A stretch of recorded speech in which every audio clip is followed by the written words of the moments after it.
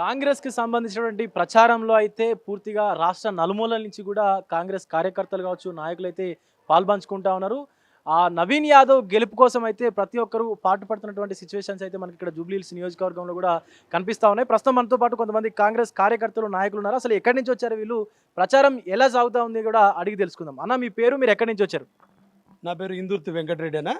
నేను X single window chairman Aravapalli. నేను Thungathurthi constituency నుంచి వచ్చాను. యాక్చువల్లీ తుంగతుర్తి శాసనసభ్యులు మందుల సామిల్ గారి ఆదేశానుసారం ఇక్కడ రాజ్నగర్లో ప్రచారానికి వచ్చాం.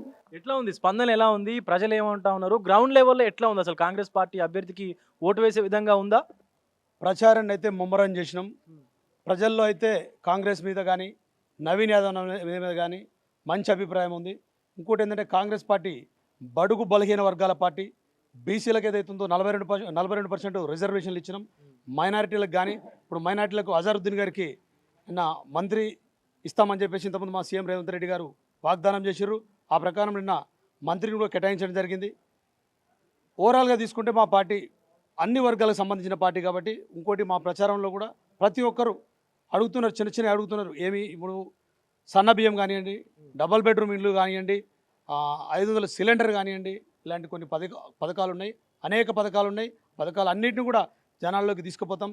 నవీన్ యాదవ్ గారిని 100% హైయెస్ట్ మెజారిటీతో గెలిపించడానికి మా వంతు మేము ప్రయత్నం చేస్తాం.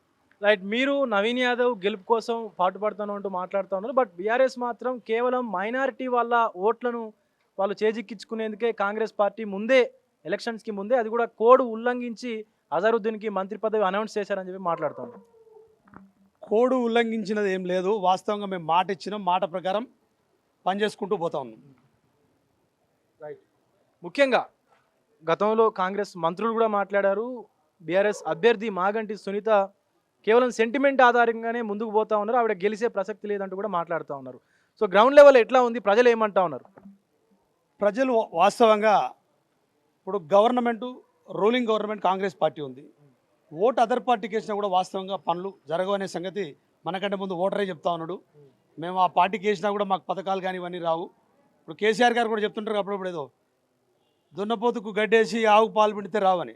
మరి రూలింగ్ గవర్నమెంట్ మాదున్నప్పుడు వాళ్ళకు ఓటు వేసినా కూడా అభివృద్ధి కార్యక్రమాలు జరగవు అనేది ప్రజల్లో ఉంది.